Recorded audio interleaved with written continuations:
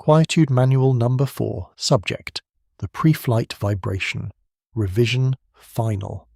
If you're listening to this, your nervous system has officially declared war on your career. It's 60 minutes before the meeting, and you've entered the vibration phase. Your heart is doing a drum solo that would make a heavy metal band quit. Your palms are currently sweating enough to ruin a touchscreen, and you've suddenly forgotten if you're a human being or a collection of 3 raccoons in a trench coat. You aren't nervous. You've been limbically hijacked. Your brain has mistaken a 2 p.m. Zoom call for a pack of hungry wolves, and it's currently dumping a gallon of adrenaline into a body that only needs to sit perfectly still and say the word alignment 4 times. First, let's kill the naked on the toilet myth. Visualizing your boss or your client on the porcelain throne doesn't make you calm. It just turns your pre-meeting panic into a very specific, very weird fetish that you'll have to explain to a therapist later. It's a distraction, not a solution. You don't need mental imagery, you need to hard reboot the hardware. We begin with a carbon dioxide scam. When you panic, you start sipping air like you're trying to drink a thick milkshake through a broken straw. You're taking in too much oxygen, which tells your brain, hey, we're definitely hyperventilating, so let's turn up the terror.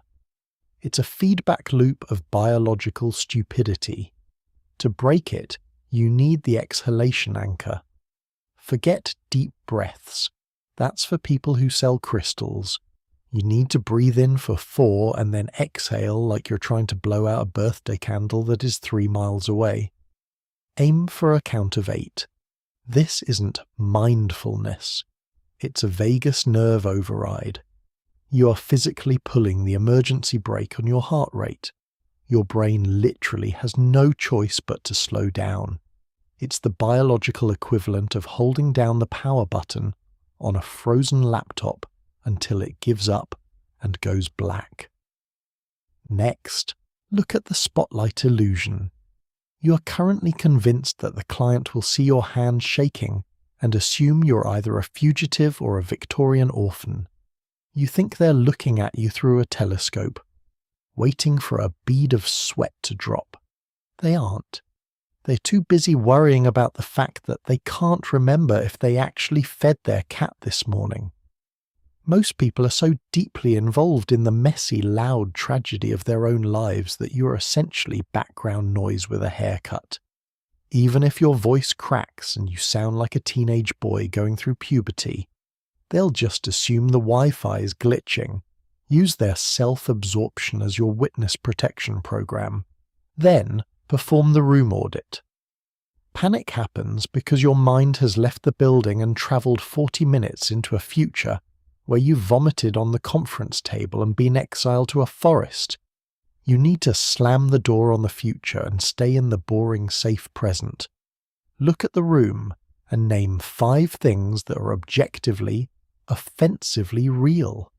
That is a stapler. That is a beige carpet. That is a coffee stain on my desk that looks vaguely like the ghost of a disappointed ancestor.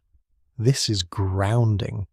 It forces your prefrontal cortex to come back online and realize that, as of 1:14 p.m., you're not being hunted for sport.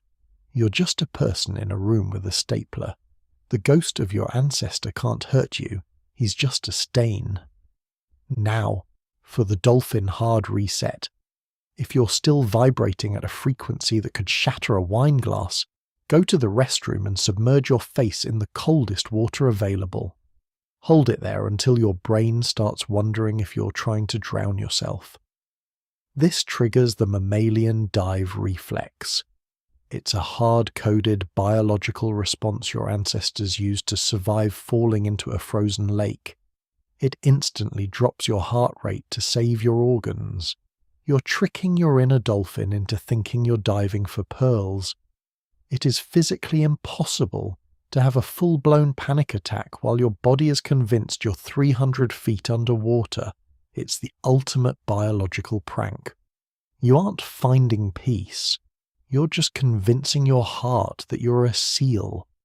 Finally, embrace the power of the average. You think you need to be charismatic or visionary. You don't. The world is run by people who are just moderately competent. Your goal for this meeting isn't to be a TED Talk superstar. It's to occupy a chair for 60 minutes and not set yourself on fire. That's it. That's the bar. The stakes are an illusion you've decorated with expensive lighting. In 20 years, everyone in that room will be retired or dead. In 100 years, the building will be a parking lot for robots.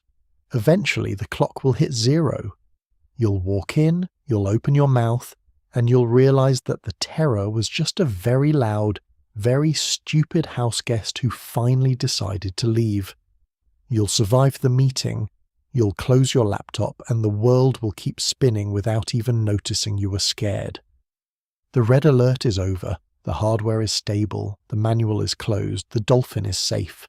Go in there and be remarkably mediocre. It's the most radical thing you can do.